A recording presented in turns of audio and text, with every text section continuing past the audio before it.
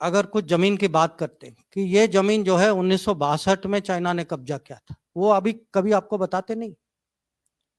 वो ऐसे आपको इंप्रेशन देंगे जैसे ये कल परसों हुआ है। कभी कभी लोग कहते हैं कि अरे आपको आपकी सोच में कमी है।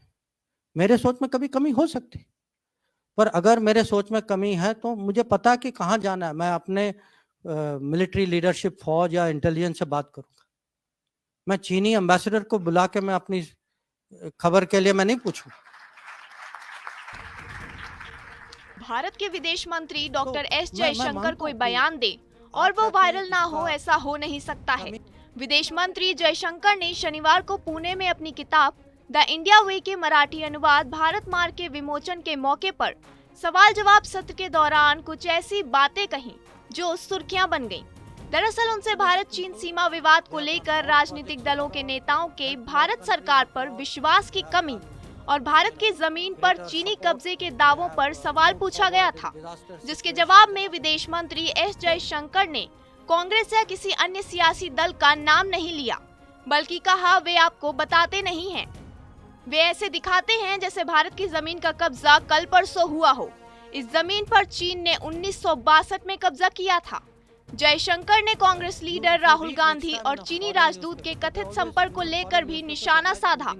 उन्होंने कहा, मैं चीनी राजदूत को बुलाकर अपनी खबर के लिए नहीं पूछता।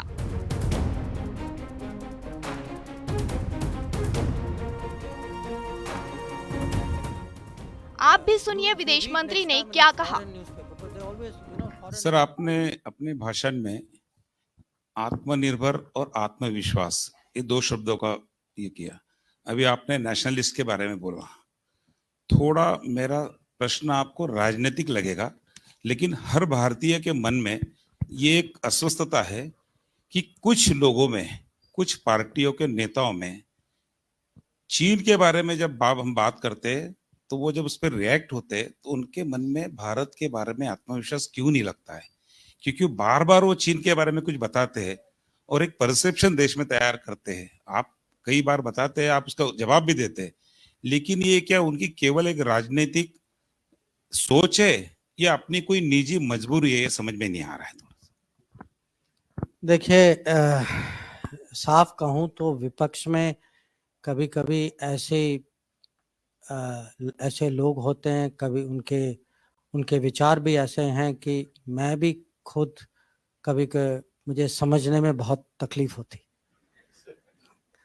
अब अगर आप पूछें कि उनमें आत्मविश्वास क्यों नहीं है, यार वो ये लोगों को क्यों गुमराह करते, चीन के बारे में गलत खबर क्यों फैलाते, इसका मैं कैसे जवाब दूं? क्योंकि मुझे पता है कि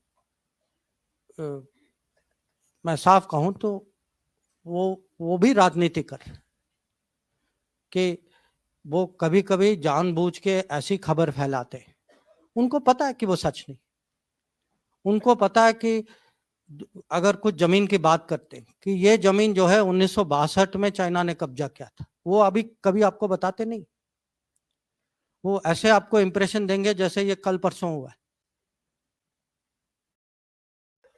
कभी कभी लोग कहते हैं कि अरे आपको आपकी सोच में कमी है।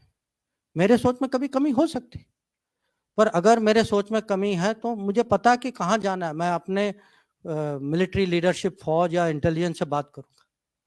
मैं चीनी एम्बेसडर को बुला के मैं अपनी खबर के लिए मैं नहीं पूछूं।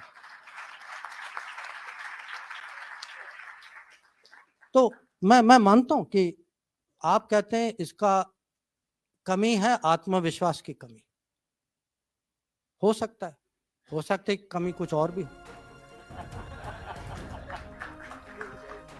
आपको बता दें कि राहुल गांधी उन लोगों में शामिल हैं जिन्होंने लद्दाख में जमीन खोने से संबंधित वहां के एक वरिष्ठ पुलिस अधिकारी की रिपोर्ट पर टिप्पणी की थी, जिसमें कहा गया था कि भारत ने पूर्वी लद्दाख में 65 में से 26 पेट्रोलिंग पॉइंट पर पहुंच खो दी है।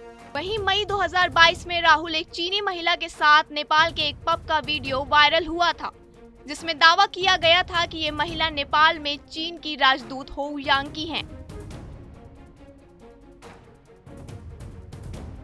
आज के लिए बस इतना ही। देश दुनिया की तमाम बड़ी खबरों के लिए बने रहिए हमारे साथ और देखते रहिए TV9 डिजिटल।